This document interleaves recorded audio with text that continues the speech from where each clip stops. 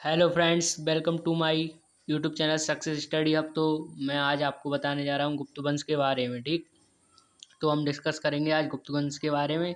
और मैं बता देना चाहता हूँ, मैंने मतलब मोस्ट इम्पोर्टेंट तरीके से लिया है गुप्त वंश। ठीक, और मोस्ट चीज़ें बताई हैं उसमें, कोई एक्स्ट्रा चीज़ नहीं डाली। और ये पीईटी के एग्ज़ाम के लिए और लेखपाल के और एसएससी के जितने भी एग्ज़ाम्स हैं उनके लिए मोस्ट से भी मोस्ट इम्पोर्टेंट टॉपिक है। ठीक, गुप्त वंश। ठीक है, तो मैं स्टार्ट करने जा रहा हूँ। और किसी को भी मतलब स्क्रीनशॉट लेना हो वो स्क्रीनशॉट ले सकता है, तथा अगर वीडियो अच्छी लगी तो चैनल को सब्सक्राइब करें, शेयर करें एंड कमेंट करें। कोई ख़राब लगे तो ठीक।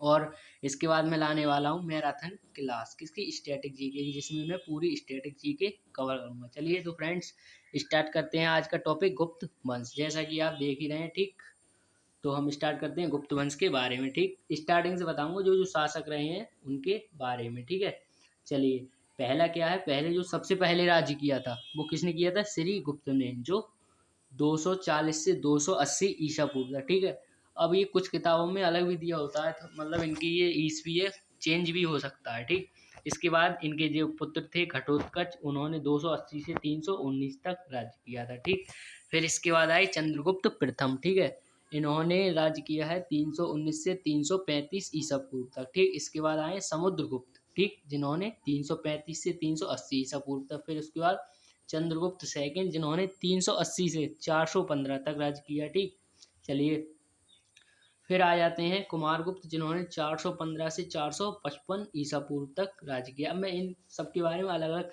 टॉपिक्स वाइज बताऊंगा। ठीक, पहले इतना समझिए। ठीक, फिर इसके बाद आ जाते हैं स्कंदगुप्त, जिन्होंने 455 से 467 ईसा पूर्व तक राज्य किया। ठीक, चलिए हम चलते हैं नेक्स्ट टॉपिक पर अपने। नीचे इनके बारे में क्वेश्चंस हैं जो मतलब इनके द्वारा पूछे जाते हैं हर एग्जाम में, जो ये तो मोस्ट इम्पोर्टेंट है ही आपके लिए। ठीक, तो मैं एक एक करके क्वेश्चन लेता हूँ, बस आपको इतना ही पढ़ लेना है और इससे ज़्यादा कुछ नहीं। पीईटी तो क्लियर हो ही जाना है। ठीक, चलिए गुप्त वंश का संस्थापक कौन था, श्री गुप्त। ठीक, जो गुप्त वंश है इसका संस्थापक कौन था, श्री गुप्त। ठीक है, महाराज धीराज की उपाधि धारण करने वाला प्रथम शासक, जो हमारा ये क्वेश्चन है, तो वो कौन था, चंद्रगुप्त प्रथम। ठीक है, चलिए अब आ जाते हैं नेक्स्ट पर।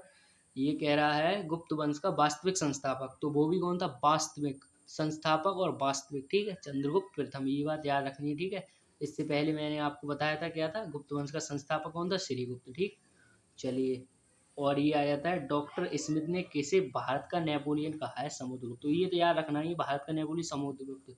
और ये भी याद रखना है कि किसने कहा था, डॉक्टर स्मिथ ने। ठीक है, ये मोस्ट इम्पोर्टेंट चीज़ है, किसने कहा था, डॉक्टर स्मिथ ने। ठीक, चलिए नीचे चलते हैं।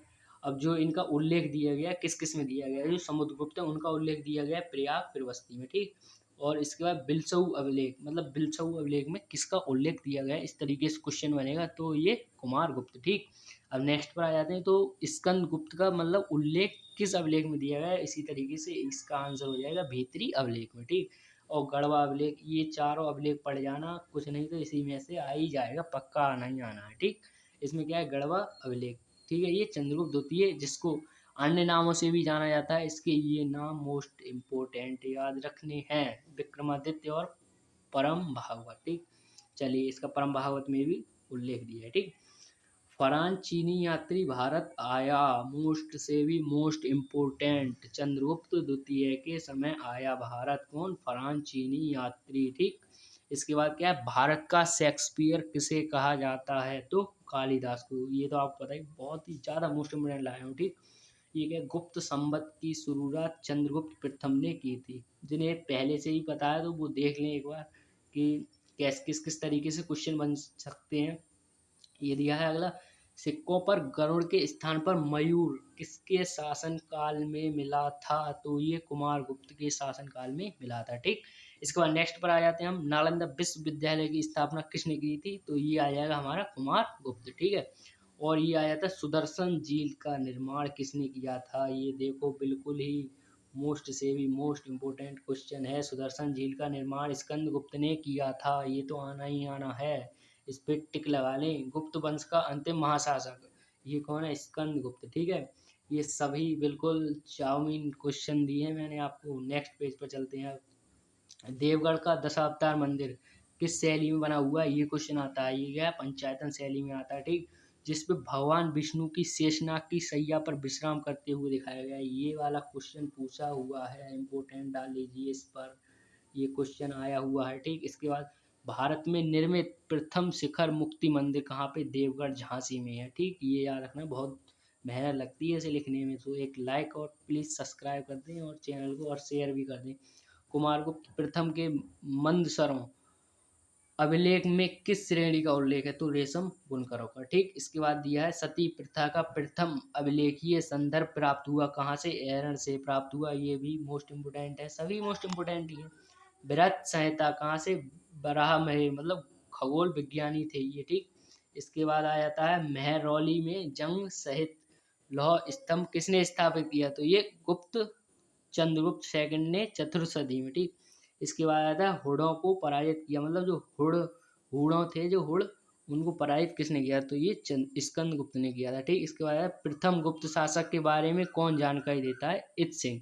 ठीक है, ये वाला भी मोस्ट इम्पोर्टेंट क्वेश्चन है। ठीक है, पूरे का स्क्रीनशॉट के लिए भी मैं दूंगा अभी। चलिए नीचे चलते हैं। इसके बाद दिया है गुप्त मुद्रा व्यवस्था की शुरुआत किसने की थी? ये चंद्रगुप्त प्रथम ने की थी। ठीक, ये गुप्त पूर्व काल में ऊनी वस्त्र उत्पादन का एक प्रमुख केंद्र था, तो ये गंधार था। ठीक, ये सभी मोस्ट इम्पोर्टेंट क्वेश्चन है, आपको देखकर ही लग रहा होगा, कहीं ना कहीं आप पढ़े होंगे तो एक बार। ठीक, शक विजेता, यानी कि शक विजेता कौन थे? चंद्रगुप्त द्वितीय के शासनकाल में थी। इसके बाद पूर्व गुप्त काल में कहापड़ क्या था? कहापड़ क्या था? एक सिक्का था। ठीक, समुद्रगुप्त के समय कांची का राजा कौन था? तो ये विष्णुगुप्त था। ठीक, इसके बाद पाणदंत को किसने सौराष्ट्र का प्रांतपति बनाया था? तो स्कंदगुप्त को बनाया था। ठीक, इसके बाद चलिए नीचे चलते हैं।